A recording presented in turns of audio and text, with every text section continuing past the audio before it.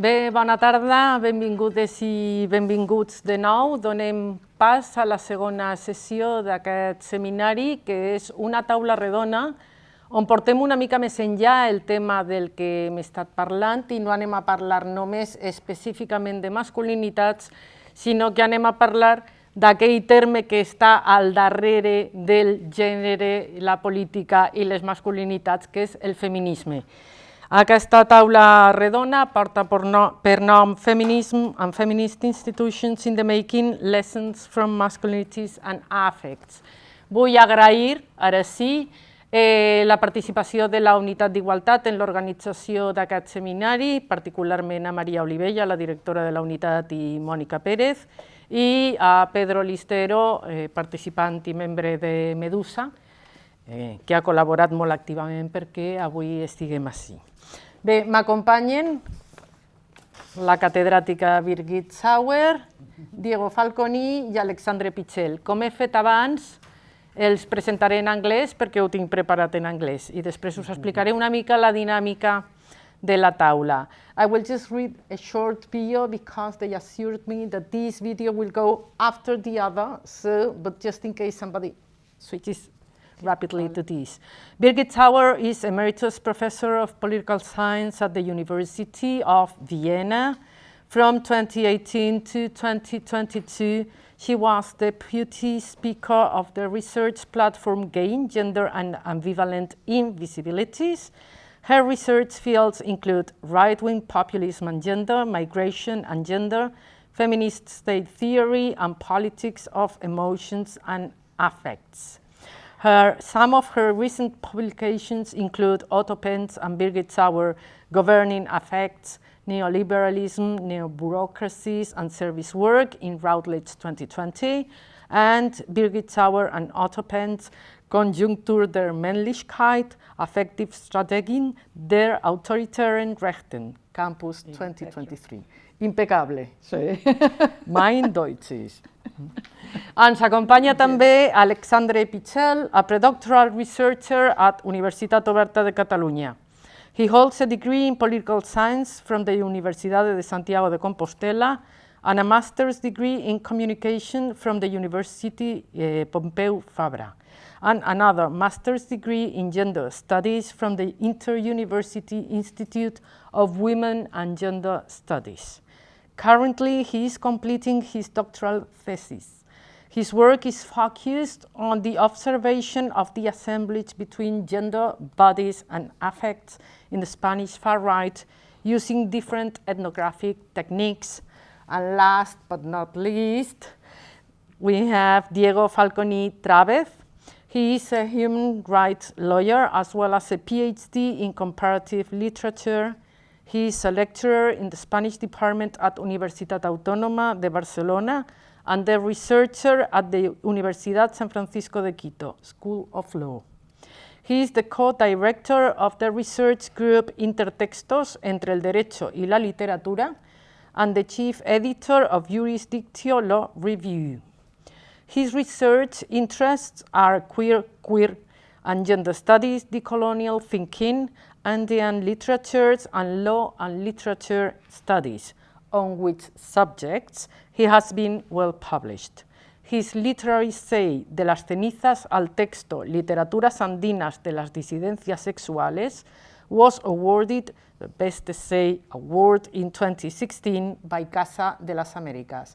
Welcome and thank you very much for joining us here. Hem organitzat aquesta taula redona entorn una sèrie d'interrogants que jo aniré volcant a les participants, però hem quedat que per fer la taula una mica més dinàmica es podran interrompre o ens podrem interrompre en qualsevol moment. Okay, so Feminism and Feminist Institutions in the Making, Lessons from Masculinities and Affects. And the first question I posed to you was, what has changed and is changing in the way gender and politics are relating today, in your opinion? I don't know who wants to start. Nobody? I talked so much, maybe one of you. Okay. I could start. Yeah, of course. Good. Possible. Well, first of all, thank you all for being here and for the invitation. I'm very glad to be here. I'm learning. I have to, as you listen from my CV, I'm not a political science expert. I am a lawyer as well as a cultural studies teacher and researcher. And I focalize my research on the colonial studies, colonial and gender studies.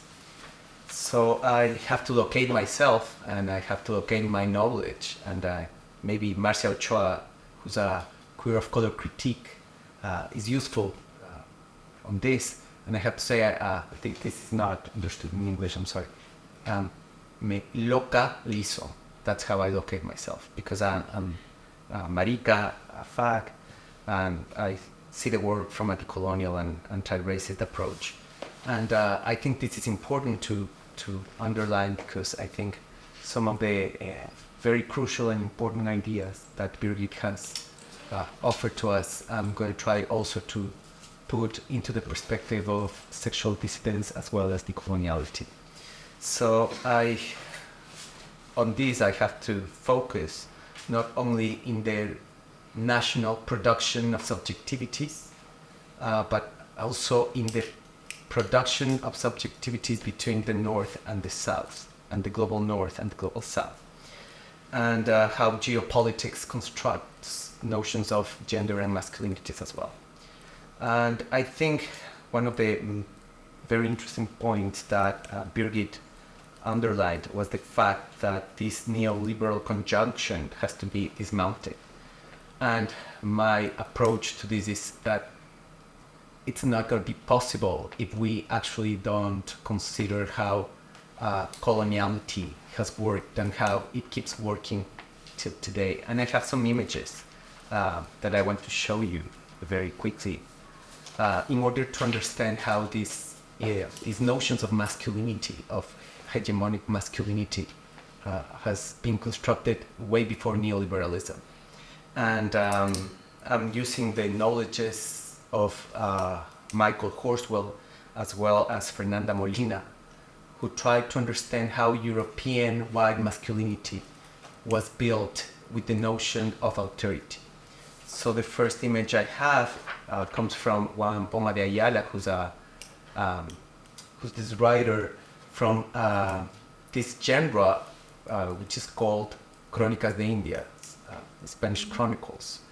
And this is a very masculine genre because it was written by viceroys and bishops and conquerors. Only men wrote this. Juan Poma was the only indigenous person, no, one of three, indigenous writers of this genre. And he was the only one who used drawings, showing actually the coexistence of cultures. And this is the moment in which Atahualpa, who's the last Inca, who's the last monarch of the largest South American, not South American, American, the entire continent, was defeated. And according to the chronicles, he was defeated by 252 Spanish men. His army was composed of 20,000 indigenous people. And I am pointing out this because imagine yourselves if you were a conqueror. Picture yourself in the 15th century. How powerful you felt at defeating with so little men this huge army. And the next drawing that Juan Poma uses is this one, of how Atahualpa is defeated. It's interesting to point out also how in this first drawing there were some other characters, but in this one you see this vertical notion of of the imposition, of the destruction of that body, is epic. And I'm using this, comparing these politics that happened a long time ago to these politics, to these images, which are part of this massacre in La Valla de Melilla, in the frontier of Spain. And how actually, again, we see these racialized bodies on the floor and defeated. What's interesting also is that both Horswell and Molina define how Spanish masculinity often confused the identities of the South. Actually, when the Spanish conquerors arrived to the Americas, they see there are some mosques that we have seen, and they actually relate indigenous populations with Moors. So there's this construction of the other that is very confused and confusing. And I wanted to point out this because today we know, by studies like Gerald Diamond's, for instance, that this destruction happened because germs, gas, and steel. But that masculinity that was built back then has been repeating itself as an image. And it's interesting to point out how these ultranationalistic leaders from the extreme right, however, have a narrative in the global South, often coming from the left. They share the same anti-gender policies, and they are based very much in an anti-colonial desire. So therefore, a masculinity, a global masculinity, is built also on the premise of colonialism. And I think it's important to have intersectional perspectives in order to understand how this masculinity is being built. Of course, by the extreme right, but also how it's being produced in other contexts, also in the right, also in the left. Not disagreeing at all with this production, this very clear and very studied research. Also pointed out how colonialism is, in my point of view, extremely important in order to understand. Let's not forget that the La Valla de Melilla, this massacre, happened during the presidential time of one of the leftist leaders. So that's what I'm going to say in this first try. Okay. Yeah, it's very interesting to highlight the relations of masculinities and colonial power, you know, and I think that was already in your talk when you were talking of white masculinity that seems to be the focus of all masculinism. I would like to pick that because basically my research that is focused based on analyzing the far right here in Spain, and I went to a lot of demonstrations for the Dia de la Hispanidad, the Hispanic Day here in Barcelona, and it's very interesting how this coloniality of gender as well is being performed in these demonstrations as well. Because, like, for example, at the end of the demonstrations and at the end of all the speeches that all the politicians do, they create like this. I don't know if right now they are paying them or not, but there are like people from Latin America doing like traditional dances, indigenous dances, and like they are going by the center, and all these far-right, ultra-nationalist Spanish people here in Barcelona, they are like watching, staring, taking pictures, and all of these people that are dancing are women. I mean, they are women. They are like performing. They are performing this image, this vision of this femininity from the colonial order that at the same time is constructing their gender idea of what the Spanish nationalism is and what it's trying to defend.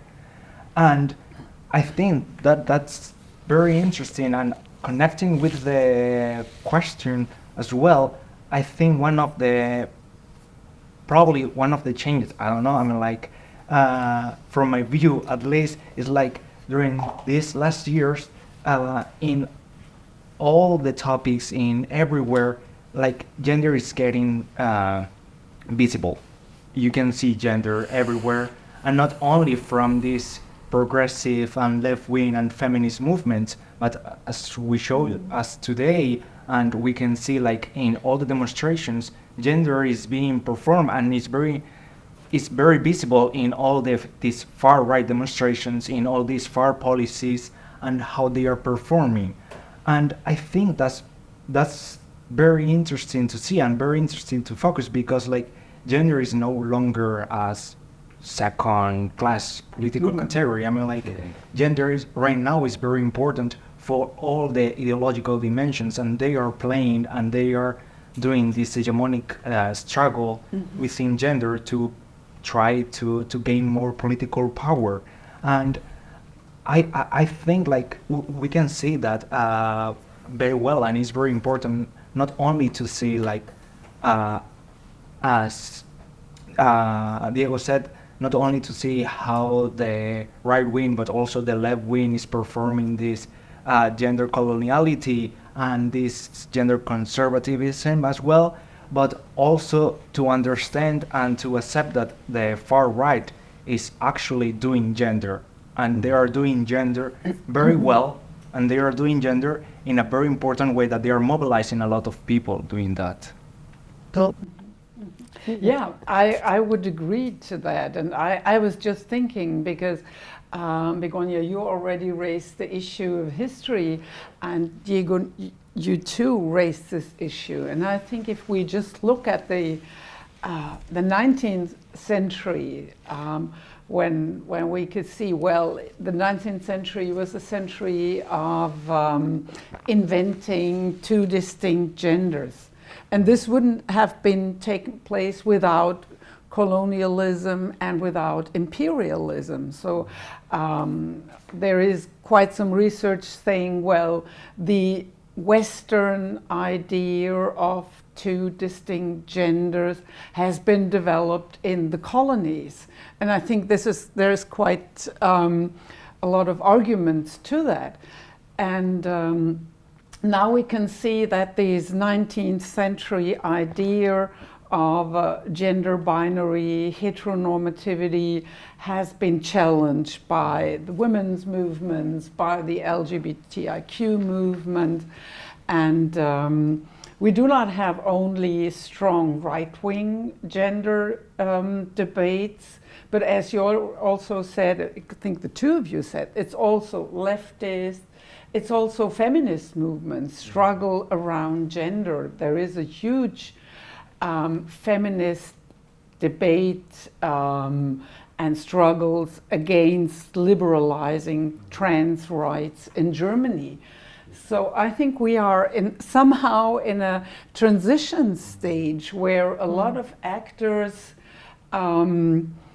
jump on gender issues and are aware that these long history of a gender binary is somehow eroding, that there is something changing, and now the right-wingers are those actors who exploit it mainly. And I think just the Social Democrats, they somehow have no clue that we are in this time of transition. Sometimes they support, for instance, as in Germany they support a more trans-friendly politics. Of course, they supported homosexual marriage and so on, but they are not aware that, as you said, everybody is doing politics with gender. And they leave it somehow to the right-wingers, I would say. And when I worked on this book, and when I was studying this strong masculinist discourse and this strong masculinist feeling patterns. And then suddenly there was Putin declaring war against Ukraine. And then there was suddenly the German government saying, we don't know, but well, we'll give weapons and tanks and so on to Ukraine. And Germany suddenly was a militaristic country. And I thought, well, no wonder about that, because this has been a development. So this masculinist politicization, which then led into this militaristic discourse. And that's what I'm most afraid of, that we are really going into this more aggressive, masculinist way, also in national politics. I think we can see the effects of all this you're talking about and of the intersection between gender and politics perfectly in what happened last night. I haven't been able to dig into it because today I was very busy. But last night there was this demonstration in front of the Socialist Party in Madrid, and the demonstrators had with them erotic dolls. Yes. Apparently, I mean, the picture in El País, I don't know whether you've seen it, the picture in El País is very impressive because you have all the dolls first, and then the dolls represented kind of the ministers, the ministresses, who were supposed to be whores, but they were calling the people in the Socialist Party puteros, not victims, but perpetrators, you know, those ones who are perpetrating the kind of not correct masculinity. So in gender terms, that demonstration to me is very interesting because it shows how gender is always being done and redone with different and very creative strategies. Why not? Yeah, it's creative, whether we like it or not. But at the same time, it is kind of dealing with, you know, different meanings at the same time. So you can be, if you're on the ground position in political terms, you can be a victim, but also a perpetrator at the same time, as women are object and subject, you know, agent and in need of protection. So all these, I guess, and then I go to one of the questions, all these, of course, is related to feminism and to the strength, current strength, or so they say, of the feminist movement. And there's a question I would like you to discuss here, because I not very often have the opportunity to discuss it, and it is the normalized question of the feminist, anti-feminist backlash. You know? So do you think all this gendering of politics has everything to do with a response to feminism? Is there a lot more in it? It is only about masculinities and patriarchy. What do you think about this? Should I start now? As you like. Do as you feel. Well, I mean, we were talking about this like a lot of times. Yes, I know. But they don't know. They don't know. Neither Birgit nor Diego know. So you have to socialize your thoughts now. But I'm like thinking about of this reaction or this movement as a backlash. I mean, just thinking. The time is straight and functions in a mechanical way where you can only progress and you can only advance.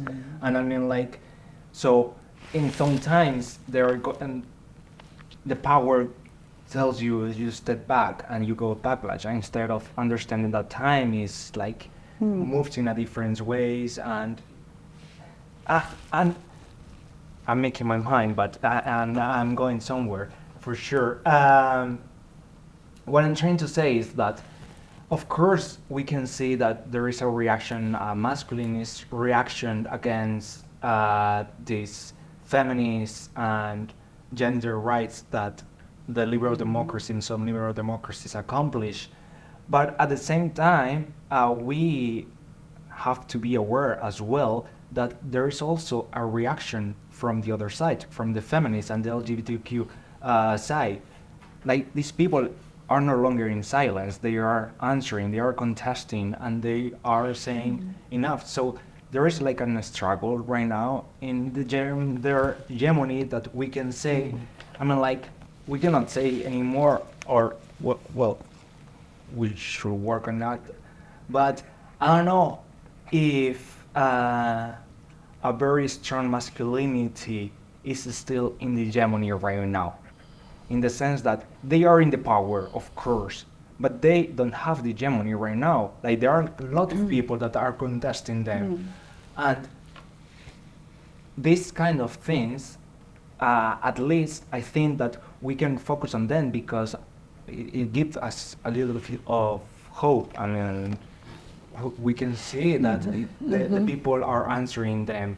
And I think that's very interesting, and that I think that we should focus as well on that, because I mean, like, a lot of times when some of the reports from what the younger people and the younger generations think about feminism or gender violence, they always say that they are not believing in gender violence anymore. Like, the denial of gender violence is growing, and of course it's growing, and that should be worrying us. But at the same time, we are seeing that the younger generations are identifying much more with the feminist values at the same time. And I mean, like, of course, we have to take that with care and see how that is working. But I mean, like, there is a struggle, there is a fight there.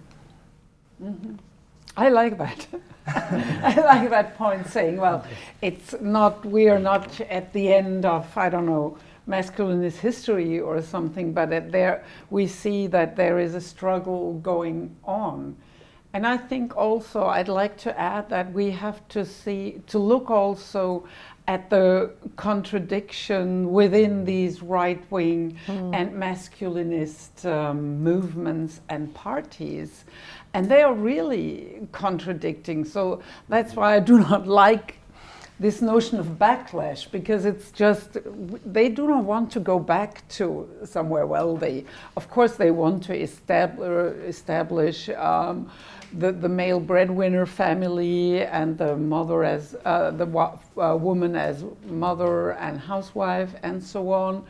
But there are also right-wing women who say, well, we are feminists. And this right-wing ideology and program, they support our agency, and we are struggling against these male supremates in the party or in the organization. And of course then they are, I'm just thinking about a video of the identitarian movement against migrants and migrants raping white women and so on. Of course then they are at the same time rapists.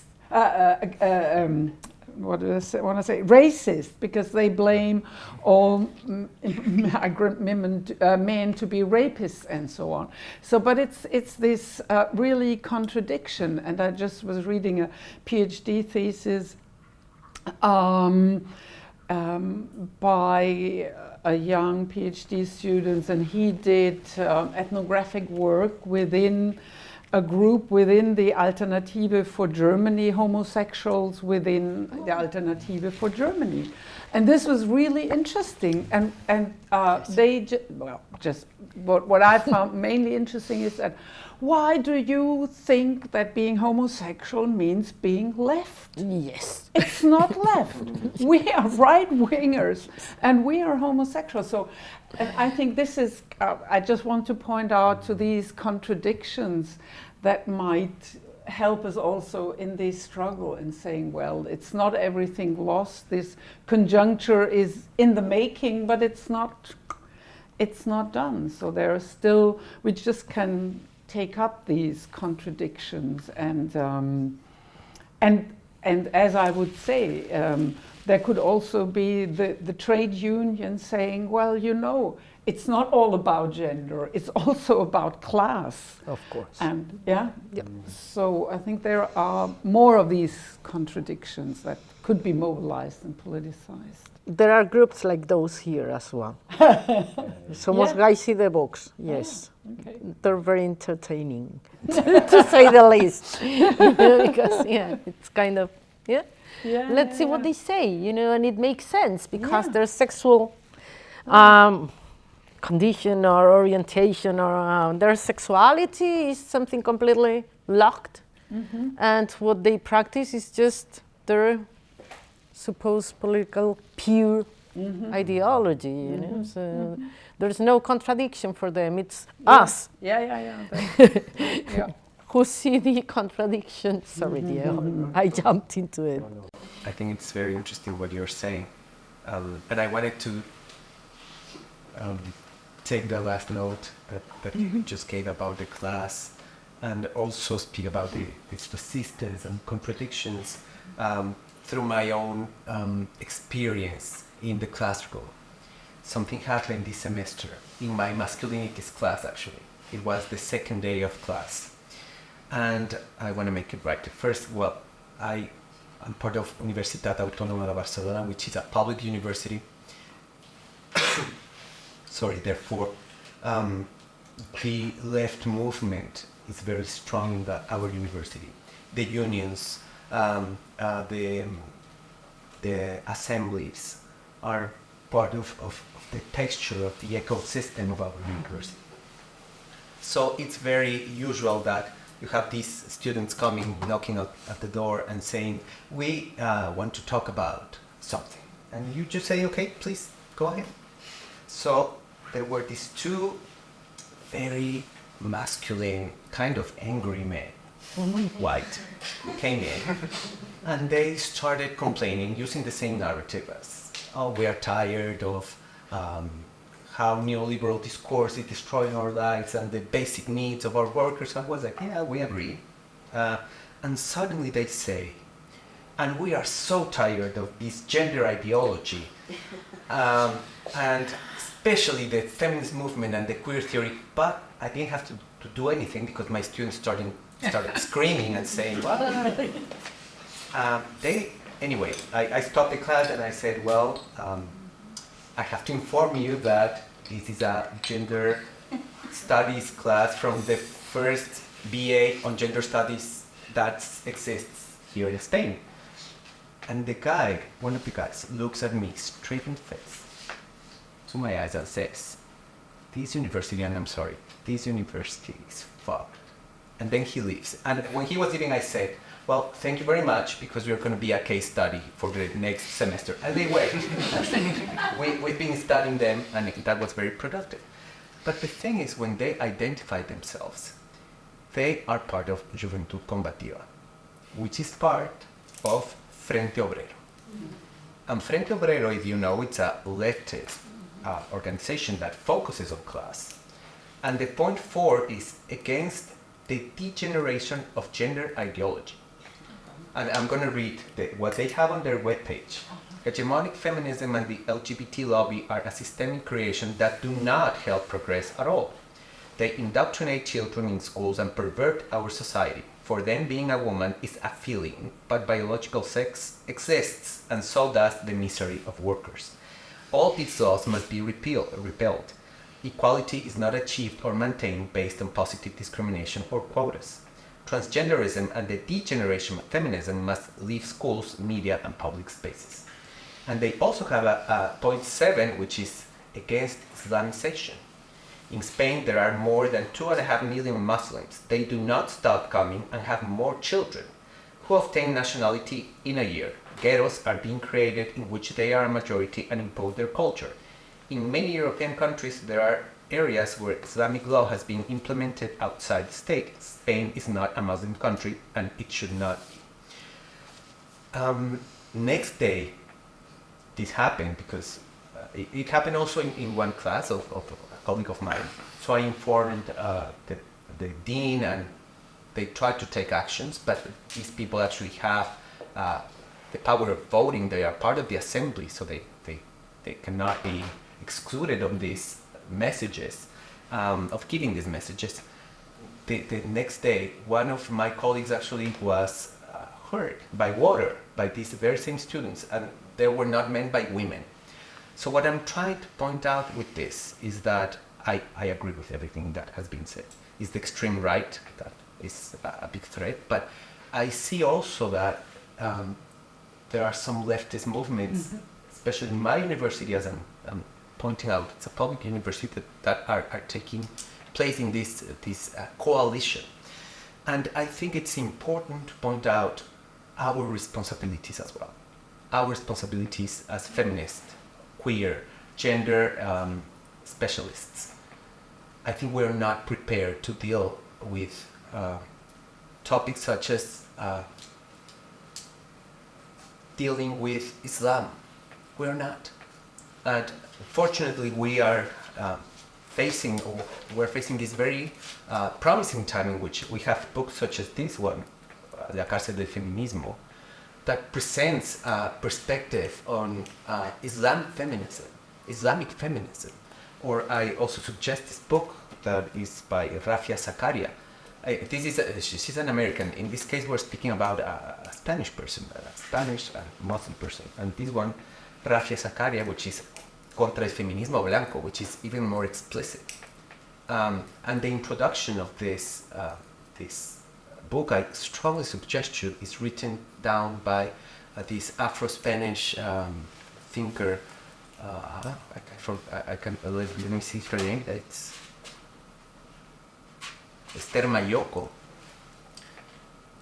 because she's pointing out how this Islamization that we're seeing, this fear that is feeding the extreme right, is also part of white feminism, as she calls it, of not understanding and assuming some challenges, of understanding diversity, of incorporating intersectional perspectives. So I want to tell you this in order to understand how it is important to have a flexible, generous, open feminism that and other gender studies branches, let's say, that enables us to face these fears coming from different perspectives.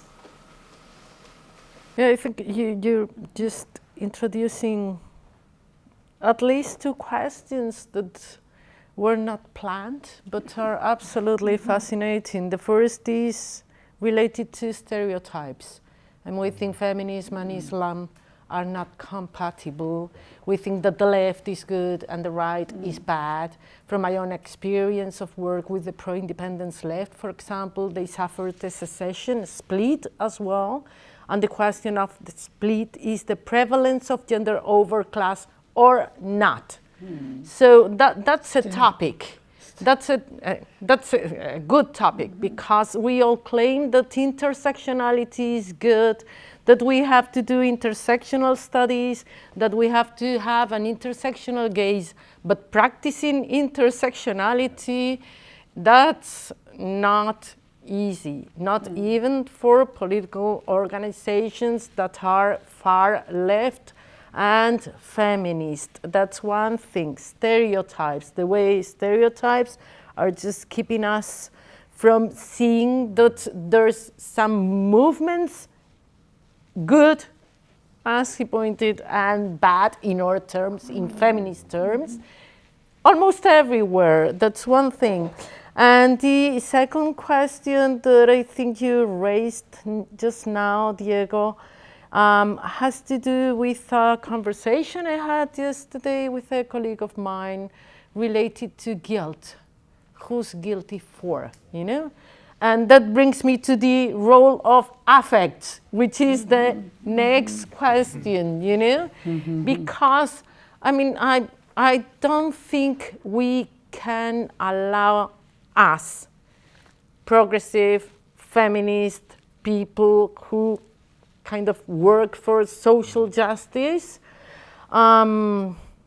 being too concentrated on choosing who is the guilty one about this that is happening. And that's happening in feminism, for example, but that's happening in other movements, you know, that, oh, it's your fault, you know, because you haven't been able, I mean, it is not, in my opinion, you know, in my opinion, it is not the moment to signal guilty ones, but to do conjunct or work in solidarity. So those 2 points, stereotypes, how they limit our vision of what's going on related to gender and politics in all positions, and the way of how affects are shaping, you know, our view as academics, as scholars, and everybody's view, political actors, to whomever. So, I mean,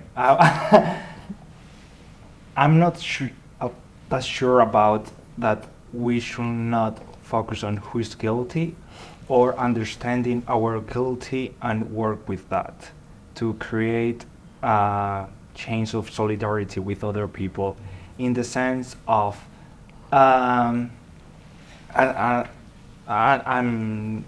going back to the keynote of before, when like you were talking about the sense of belonging, the sense of love that they are projecting, this far right are projecting, and for me it's one of the things that I'm more obsessed with in my research, how they work with this love, and understanding that these politics of love have an effective structure that creates and assimilates some people as good and other ones as bad, as the people who threatens this love. And for me that's very interesting, and I'm saying that and connecting with the guilt, because when I was researching about that, and I was started thinking, so how can we respond that? What is our effective response? How we can structure our feelings to contest and to battle this fight? And I don't know if we can fight in their politics of love, because I don't know if we can love as better as they do. I think they love very well. I mean, like, they love their nation very well, they love whiteness very well, they love gender relations very well, and I don't know if we can love that. So I don't know if we can start thinking from different effective politics, from hate, from the Admet's killjoy for Lord's anger, and from that point, it has to be an acceptance of a guilt from the people who was doing the bad thing, because I mean, like, they are demanding that. So I don't know if we should not work on the guilt, or if we should accept and work with the guilt. I mean, we've transformed the guilt into a productive Yes, that's tool. so. That's okay, but I mean, I was just meaning signaling, you know, that strategy of you are bad, I am right, you know? This process that is happening, that in many positions, you know, brings us to nowhere, you know, because it brings us to a moral status that is higher than the other status, which is another way to create difference and alterity. But sorry. Well, I think what you're saying is fascinating. It's extremely important to form coalitions and understand solidarities and how they are enabled. But also, I think it's important to remember what feminism has taught us, what social movements have taught us. That is, you have to scream out what is needed. And I think what is needed now, and the the transition you were mentioning, we're not having the tools to deal with, is actually racism. We're not having those tools. We don't have it in academia. We don't have them because we don't have racialized teachers or Global South teachers being part of our faculties. We don't have any material to give to our students in order to form those coalitions. Sorry, I'm going to be autobiographical, and I'm going to explain to you something that has been fascinating to me, and it's the fact that my students don't know how slavery works. They don't know. They just don't. They don't learn it here in high school. Neither the Spanish or the Catalan system teach how slavery works, and they don't teach how slavery actually made this region rich. And it's not part of saying you're guilty, no. They are facts. That's how wealth was produced. And history studies facts. And we have to study that. And we have to understand the suffering of that people that were transported. And that it's not a national thing that sometimes is confused, because I am Ecuadorian, I'm a mestizo, and I'm extremely racist. I was racist. We are de-racist. We're trying to teach ourselves not to be racist. It's a common task. The solidarity is actually understanding how to do so. It's not a thing of you're European, you're bad, you're white, you're bad. No. It's something that we have to work on together. And understanding the tools and the needs that we might add to this. But I think it's important to take on politics in our university and start saying, okay, we have affirmative action on women.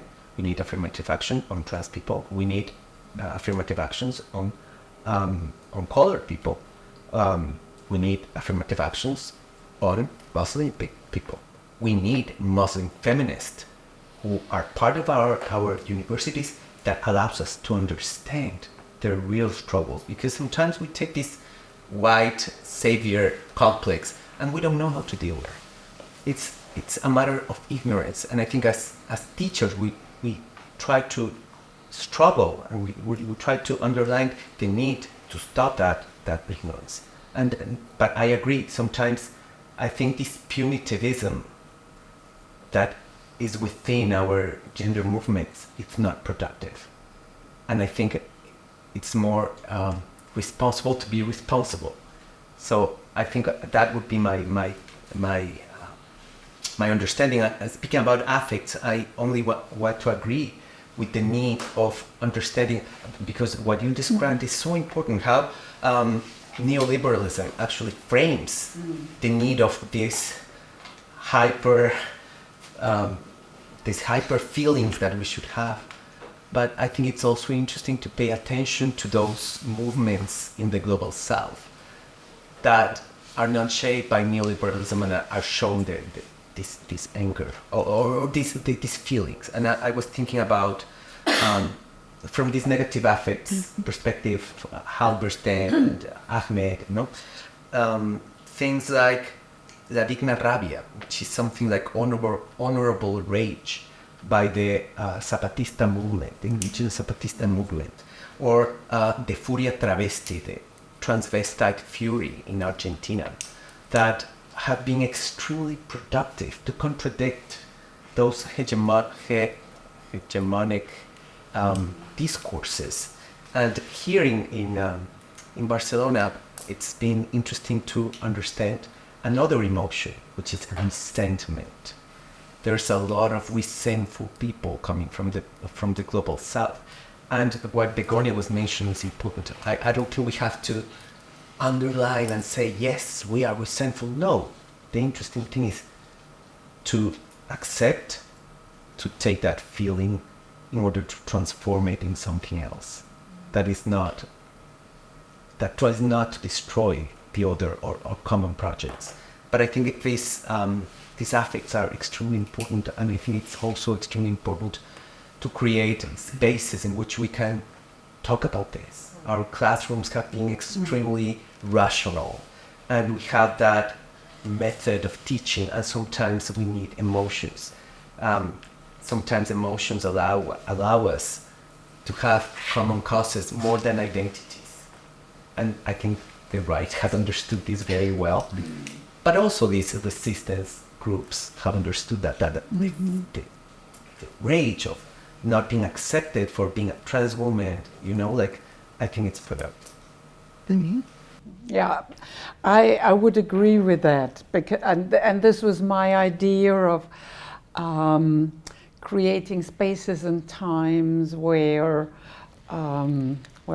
resisting movement groups, but also, frightened groups, whatever, might talk about the feelings coming up. And I think this is most important also for leftist movements. I think the feminist movements in the 1970s, we started with awareness raising, and this was very emotional, and this was a way to show that the personal is political, that the personal feelings are political feelings, and there are still ongoing feminists and queer feminist groups practicing this. So there is this Chicago Field Tank, which is also, it's a queer institution, and really trying to build on rather different contradictory emotions, be it anger,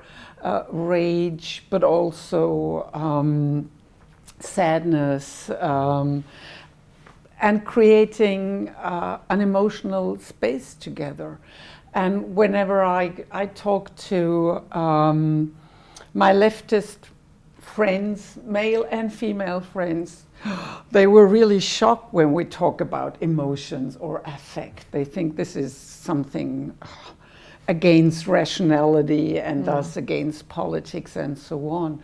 But I think now they are over it, and I hope so, because, there has been this movement of affect and politics for quite some time now, and I think this also resulted in more consciousness how important feelings are in politics. So I think it's really the time to start these, I still think it's experimental, and we still do not know how to really do this, but I think it is now time, and I like this much more than when you were talking about guilt and Begonya. I was thinking about Chantal Mouffe's left-wing populism. Well, she would never talk about guilt, but she would say, a left-wing populism has to have an antagonistic mobilization. They are, of course, mainly capitalists. They are against the people, and they are exploited, and so on, or they are racists, whatever. And I don't think that it's a good strategy, this antagonistic strategy. I just would like more to create spaces where it's not an antagonistic struggle, but it's more the idea knowing that we are, and again, I like this notion by Akil Mbembe. He talks about co-birth, saying we have to be aware that we have been given birth, and it's the co-birth that makes us human. It's not so much vulnerability, which is the expression Butler wants to use to say, human beings are vulnerable, they are dependent on each other, that's why they are relational, that's why they need care and they should care for others, that's why they should develop specific affect together. I like this notion of co-birth more, because it's not that vulnerability is something, I don't know, I just don't like bodily, but this idea of being born and then having the duty to take care of each other and see the differences and see the plurality, but also see the fears of difference and so on, and fear the mistakes we did in the past and so on. I think this is an important future-oriented way of creating democracy. And yeah, I think universities are good spaces to do that. So let's get optimistic and not antagonistic. Yes, that's true. To talk about the role universities can play to democratize liberal democracies and to establish gender equality or justice. Yeah. What do you think? It's again the same question, you know, yes, what can we yes. do, you know? Yeah, yeah. Oh, I think it's time now. Yeah. Yes, it started already. In fact, you started already, yeah. Well, I think it's very important, as you both were mentioning, that we are facing a very complex time that is asking for us to be creative. And I think the basis of that is imagination, and the political imagination that we, as scholars, as students, as researchers, are trying to create in spaces such as the university. I'm using university, but it could be any other institution. And actually, imagination has to deal with feelings a lot. It's not only rational, because when you imagine, you are projecting something that excites you or gives you fear or makes you anxious. So I think it is important to understand the power of imagination. The problem is that our spaces were not built to do that. Our institutions are built to accomplish other things. So I think what we have to be extremely imaginative to change that. And again, I'm going to put my classes, and I'm using the classroom itself. In this case, you have the fortune of being able to move the chairs, but most of the classes in Universidad Autónoma de la Zona, you cannot move it. They are built to have a class in which I am the authority and they listen. And if we're trying to change how this authoritarian way of subjectivity is being produced and reproduced, we have to stop that. And I'm using my space, and I'm sorry because I should be more ambitious and talk about other spaces, but this is the one I can talk for sure about. And I think, as I was mentioning, that imagination also happens outside of class, but yet, because of neoliberalism, we have little time to spend outside of class because we have a lot of things to do in order to prove that we are working. It's crazy. Sometimes we have to prove that we're working more than the fact that we are working. So I think it's extremely important to allow these effects to affect the classroom, and we have to be extremely creative, and I think it's the time to do so. So I think that's my contribution. I don't know. I will also go something to the personal as well, and probably right now I will be like the Frente Obrero guy. But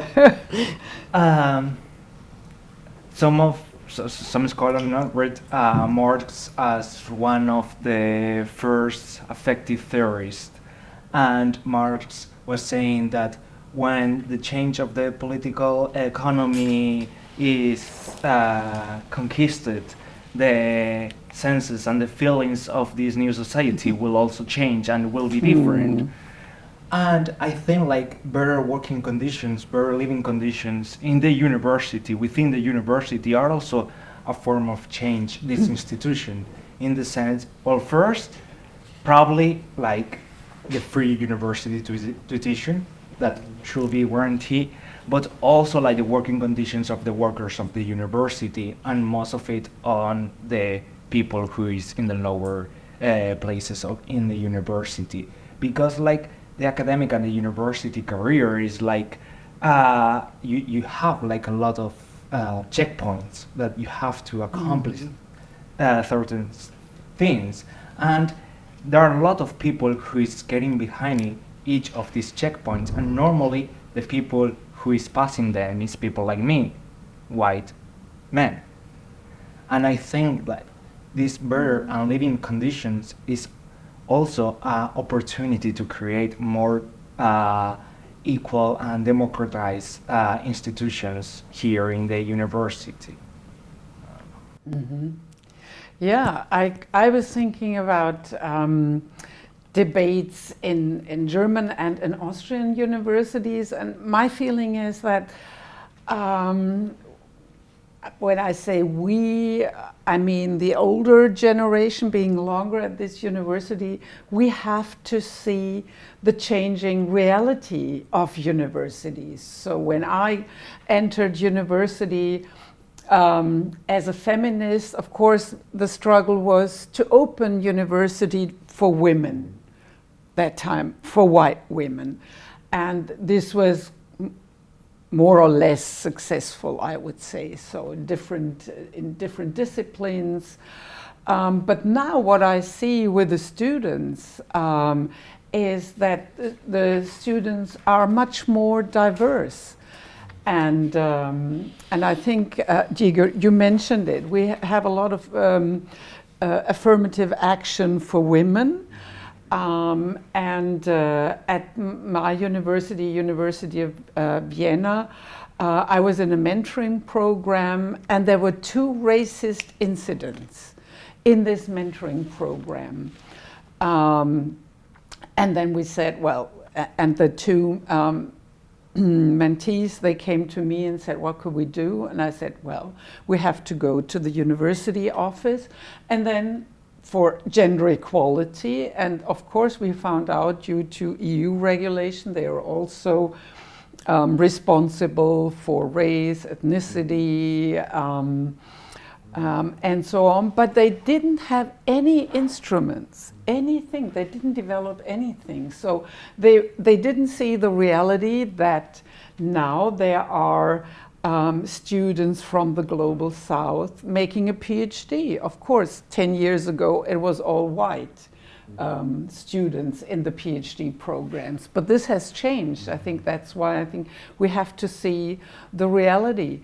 Then there is an ongoing struggle. This is only in Germany, a movement which is called Arbeiterkind, working class children.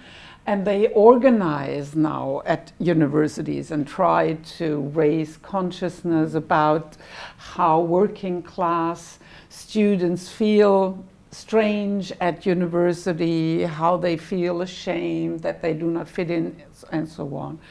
But of course they are there since, I don't know, 40 years something. And so I think universities have to realize this changing diversity of students and have to work with that. And I think this would make a big change also in classroom. Well, not everybody has to position themselves in class, but I think just to open debates, so what is going on, what feelings come along with when you enter universities. And yeah, and then there is the space at university to create, I would say, theory. You call it imagination. Maybe it's an imaginative theory to create new knowledge, what democracy could be, how democracy could work.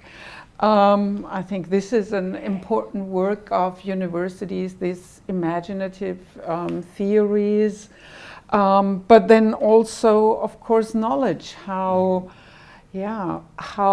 solidarity, how coalition building could work, and how intersectionality could be described and transformed into joint activity. So I think there is still a lot of things to do that gender studies, social studies, ethnography, anthropology could do, because, well, knowledge is there, but it needs to be carved out somehow. I think we have time for one question from the public. Yeah, it's yes. I mean, this is being recorded, you know, I cannot miss. Yeah, we have to close at 7:30. It's a pity, but so I don't know whether. Or experiences from the audience. Anna, please. To pick up on what you said about blame, and I completely agree that it's not productive just to point fingers and imagine some people as the blame, as the ones to blame for many things. But at the same time, in classes, I'm also classes actually teaches a lot.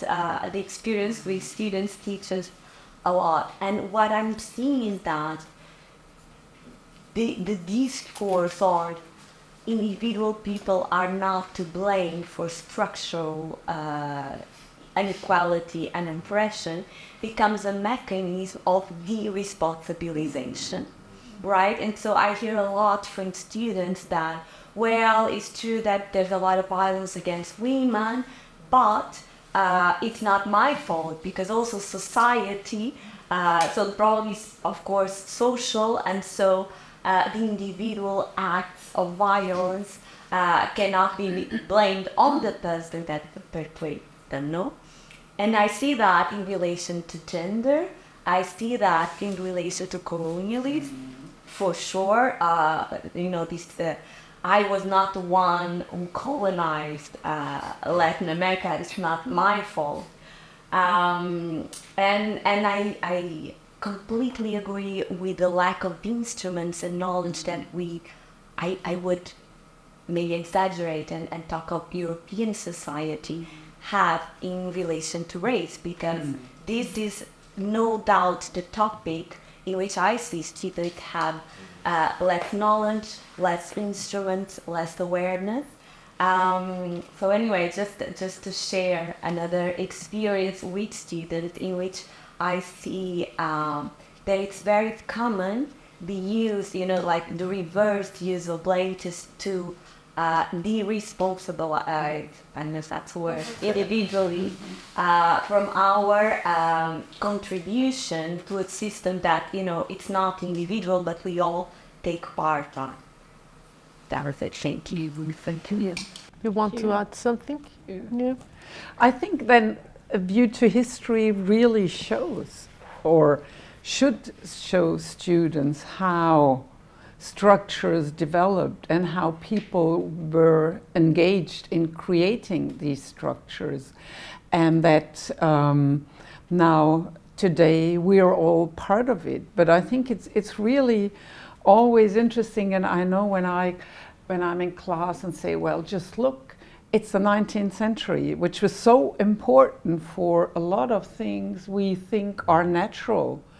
And race was invented in the 19th century. Gender or binary genders were invented in the 19th century. And before it was very different, yeah? So I think this helps often very much to say, well, of course, you're born into this and grown into this structure. And may I also, of course, one thing that from my experience, and maybe we share it, I have two types of classes. I have these classes coming from the literature department and the ones coming from the gender department. And it's so much easier to talk about race in my gender classes because they have a process of questioning ethics, of questioning knowledge, and at the same time they are sensible. I use this word also because, well, anyway, but they have been exposed to other types of sciences. So I think it's important to do his work, but I cannot do, or any of us can do it by ourselves. It has to be something deeper within our department. And we have to have at least 6 or 7 classes in which we can speak about this. But I see that difference, and I think it proves somehow the need of affects and questioning privilege knowledge. Hey. Okay, so let's start to think how we can build different sensitivities through knowledge and, above all, imaginative theories. Thank you very much for being here. Thank you to you as well. Thank you for organizing.